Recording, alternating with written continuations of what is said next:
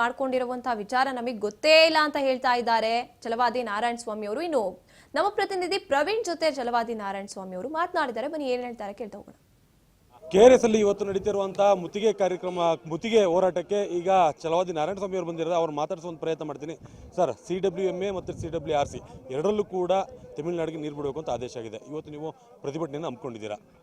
ನೋಡಿ, ಸಂಕಷ್ಟದ ಸಂದರ್ಭಗಳಲ್ಲಿ ಟ್ರಿಬ್ಯುನಲ್ಲು ಯಾವ ರೀತಿ ಆದೇಶ ಮಾಡಬೇಕು ಅನ್ನೋದನ್ನು ಗೊತ್ತಿಲ್ಲ.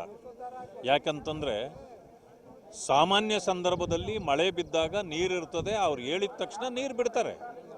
ಒಂದು ಸಮಯ ಆ ರೀತಿ ಇಲ್ಲದೆ ಇದ್ದಾಗ ನಾವು ಅದು ಆ ಕಠಿಣ ಸಂದರ್ಭಗಳಲ್ಲಿ ಯಾವ ರೀತಿ ತೀರ್ಮಾನಗಳನ್ನು ತಗೊಳ್ಬೇಕು, ಅಥವಾ ಈಗ 3.5 TMC ಬಿಡಬೇಕು ಅಂತಿತ್ತು.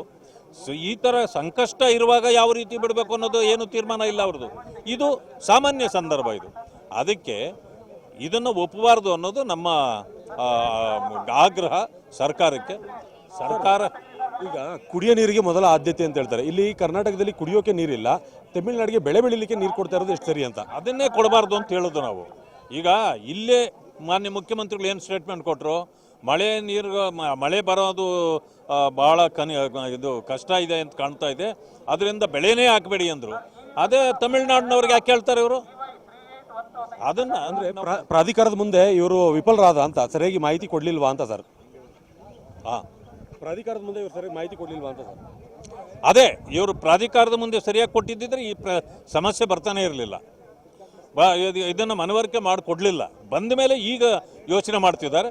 ಆದರೆ ಆ ರೀತಿ ನಡೆಯೋದಿಲ್ಲ. ಇದಕ್ಕೆ ಸರ್ಕಾರ ಕಠಿಣವಾಗಿ ನಡ್ಕೊಳ್ಬೇಕು ಅನ್ನೋದು ನಮ್ಮ ಆಗ್ರಹ. ಸರ್, ಭಾನುವಾರ ಸರ್ವ ಪಕ್ಷಗಳ ಸಭೆಯನ್ನು ಕರೆದಿದ್ದಾರೆ ಮುಖ್ಯಮಂತ್ರಿ ಅವರು. ನೋಡೋಣ, ಅವ್ರು ಕರೆದ್ರೆ ಮಾತಾಡ್ತೇವೆ ಹೋಗಿ. ಸರ್, ಇವತ್ತಿನ ಪ್ರತಿಭಟನೆಯಲ್ಲಿ ಯಾರೆಲ್ಲ ಭಾಗಿಯಾಗ್ತಾ ಇದ್ದೀರಿ ಸರ್? ಎಲ್ಲ ಮುಖಂಡರುಗಳು ಬರ್ತಾರೆ. ಎಲ್ಲ ಯಡಿಯೂರಪ್ಪರು ಬರ್ತಾರೆ. ಇದಿಷ್ಟು ಕೂಡ ಛಲವಾದಿ ನಾರಾಯಣ ಸ್ವಾಮಿ ಅವರ ಮಾತಾಗಿರುವಂಥದ್ದು. ಕ್ಯಾಮ್ರಾ ಪರ್ಸನ್ ರವಿನಂದನ್ ಜೊತೆ ಪ್ರವೀಣ್ ಕುಮಾರ್ ಜೆಟ್ಟಿ, KRS.